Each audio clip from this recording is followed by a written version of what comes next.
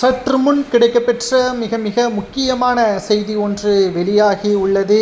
அதிமுகவின் 40 நிர்வாகிகள் பன்னீர்செல்வத்தின் அணியில் இணைந்துள்ளனர். இதற்கு மிக முக்கியமான காரணம் எடப்பாடி பழனிசாமியின் பொதுச் செயலாளர் பதவியை மாற்ற வேண்டும், அதிமுக ஒருங்கிணைய வேண்டும், இல்லை என்றால் இது தொடரும் என்பதற்கேற்ப பெரும்பான்மையான தொண்டர்களும் நிர்வாகிகளும் செங்கோட்டையன் தங்களது ஒட்டுமொத்த ஆதரவுகளை தெரிவித்ததற்கு பிறகு ஓபிஎஸ்ஸின் அணியில் இணைந்து வருவது மிகப்பெரிய ஒரு அதிர்ச்சி அதிமுகவில் ஏற்பட்டுள்ளது.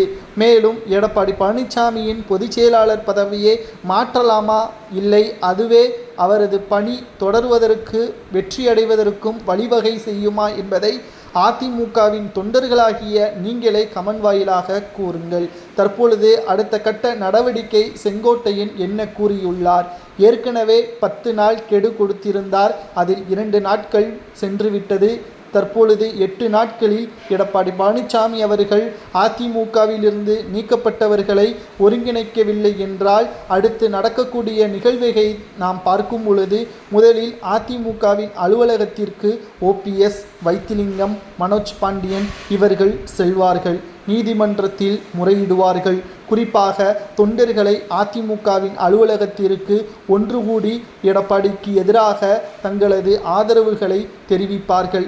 இது ஒட்டுமொத்த எதிர்ப்பை எடப்பாடி பழனிசாமி அவர்களுக்கு காட்டும் விதமாக மாறும். அப்பொழுது எடப்பாடி தானாக முன்வந்து தனது பதவியை ராஜினாமா செய்வதை தவிர வேறு வழி கிடையாது. கிட்டத்தட்ட அதிமுகவின் அலுவலகத்திற்கு ஓபிஎஸ் அவர்கள் வரலாமா என்று கேட்டால் தற்பொழுது அவர் வர முடியாது. ஆனால் தடைகளை மீறி ஓபிஎஸ் அவர்களும் ஆதரவாளர்களும் தொண்டர்களும் ஒன்று கூடி எடப்பாடிக்கு எதிராக அதிமுகவின் தலைமை அலுவலகத்தில் மிக அதிக அளவு ஒன்று கூடினால் நிச்சயம் நாம் சொன்னது நடக்கும். நிச்சயமாக அதிமுக ஒன்று கூடினால், ஒருங்கிணைந்தால் அதிமுக வெற்றியடைவதும் திமுக தோல்வியடைவதும் உறுதிதான் என்பதை செங்கோட்டையன் கூறியதையும் ஏற்றுக்கொள்ளலாமா?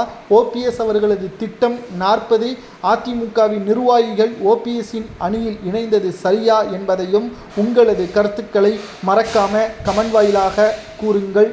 நன்றி.